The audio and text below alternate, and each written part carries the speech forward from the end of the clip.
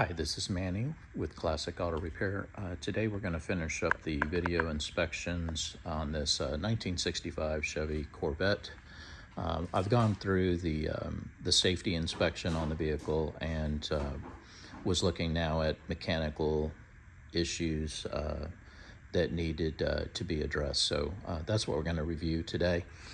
First thing I did was I went through and checked all the lights, license plate lights, park lights, turn signals, brake lights, headlights, dash lights, just to make sure all the illumination was doing what it was supposed to. And everything right now has passed on it, with the exception of the courtesy light or dome light, which is located up underneath.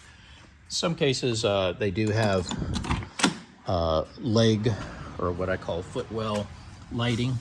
And I don't see any lamps up under here. So it does have air conditioning and doesn't leave a lot of room for the lighting underneath at the kick panels up under the dash. But we do have this light up here. It could be a fuse, it could be a light switch connection, but I'll talk with the customer, see if that's something that they want to have addressed. The clock is on the list for repair. It was the only gauge that I showed that was not working. We do have some toggle switches down here. My recommendation is when I do take the clock out for restoration, at that time maybe we can, with these panels removed, we can trace these wires, see what they're connected to. Customer states that they have thin speaker wire connected to them, so something that we can look at. Horn works, wipers. Again, I went through and checked all the gauges to make sure everything was working correctly. The fan blower does what it's supposed to. Windows do work. We do have manual door locks, manual vent wings, but the glass itself is electric, and they do function. Seat belts work. Everything up inside of here is good and in working order. So I think we're looking really good inside of the cockpit. On the outside of the car, I didn't show any issues with exterior panels, anything mechanically related. Everything is in good shape, connected to the car correctly, and basically it's passed that inspection. Under the hood, we did find a few things. As I mentioned before, the right valve cover gasket is leaking. It could be what's creating that smell of burned oil, because when it drips from the valve cover down onto the hot exhaust manifolds, that creates an instant smoke, which can permeate the inside of the cabin. So something that I would put on the repair list. This is a much more difficult process because of the air conditioning, but it is something that we see pretty often in a repair that we make. The other item is this hose right here. This hose goes to the top of the valve cover, and what it does is it's for crankcase ventilation. It's connected to the bottom of the air cleaner. I noticed that when I took it off, it was not connected, which would also cause excessive buildup of pressure.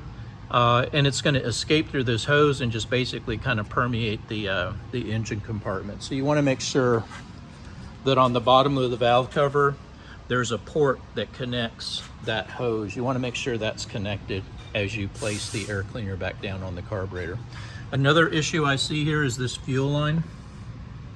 You can kind of see where it's a little bit pinched. This is a rubber line, and it's pinched right about here on this crease line. When this has pressure from the air cleaner, it could restrict the flow of fuel. So something that we may want to address. There's a bunch of different ways to deal with this, but the main thing I need to do is make sure there's good clearance when the air cleaner is fastened and it's not causing a restriction. There's a little bit of an indentation on the top. You can kind of see it right there. That could be from the air cleaner putting pressure on this, and then this would restrict this source for your fuel into the carburetor. So something that I'll be looking at as well. There's a little bit of buildup of coolant from the intake manifold bolts right here, and also on the other side over here. It's real common on Chevrolets for the bolts or the gasket to fault and fail, and then you get a little bit of puddling up in here. I would recommend doing a a sealing of these bolts with silicone, and then reinstalling and torquing them down to see if that will help with the weeping of the coolant. It's not excessive, but something that that we can address here while it's at the shop.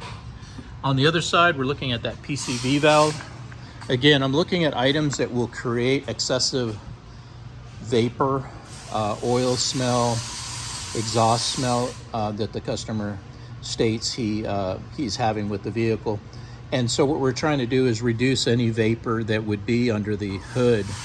And within the combination of the passenger side, this vacuum right here is real critical that it be connected, but also on the driver's side, there's a PCV valve, which is right here. This connects to this hole right here in this grommet, and it's got a new grommet on it, and looks like the PCV valve is in good condition. It looks like it's been replaced. The way that you want to do is check this valve about every 3 or 4 months. You just want to tap it. You want to hear that ball inside there moving around. If it's thick and it doesn't rattle, that means that it's getting gummed up with oil, and it will prevent the vapor from escaping the engine crankcase and going it back in, and that's going to create vapor issues as well. So this is on this side is looking like it's in good shape. I think the problem is the valve cover gasket leaking oil, engine oil, directly on the manifold and creating that smell. And this will help reduce that by making those repairs over there on that side. On the driver's side, everything's looking good here. I don't see any issues with connections. I did mention the cooler lines having a leak on the hoses at the radiator. That could also create some oil and burning smells, which we addressed on the other video. The battery looks good. It's got a quick disconnect on it. Everything looks good here. The brake fluid looks like it's got moisture in it, and I would recommend flushing it. It's kind of hard to see, but there's little bubbles inside of the fluid here, and those bubbles are water and moisture. So you're going to want to flush this out, put fresh brake fluid in there. That'll keep your brake system in best operating condition. All right, so spark plugs, like I said, have been replaced. Wires, looks like it's had a recent oil change. Belts are in good shape. Hoses look good. Carburetor looks like it's in relatively new condition or rebuilt condition. Radiator looks good. All your steering on the top looks good. This is your booster, your vacuum brake booster. Brakes were applying correctly. I didn't have any issues during the road testing. Over here we have your expansion valve for air conditioning. This is the secondary. The primary is down there that I mentioned earlier that needed to have some tape wrap put on it.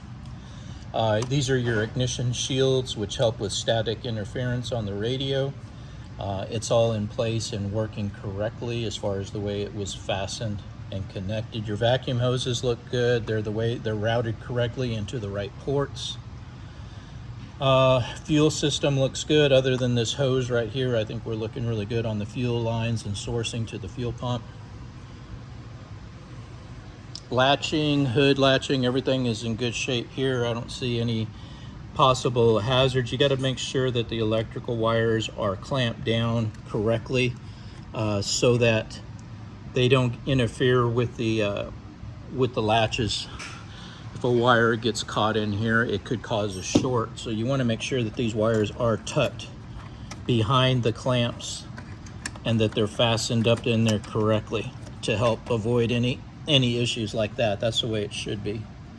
And the driver's side looks good over there. Heater hoses to your heater core are in good condition. I don't see any issues there. They're correctly placed, and it's new hoses and clamps.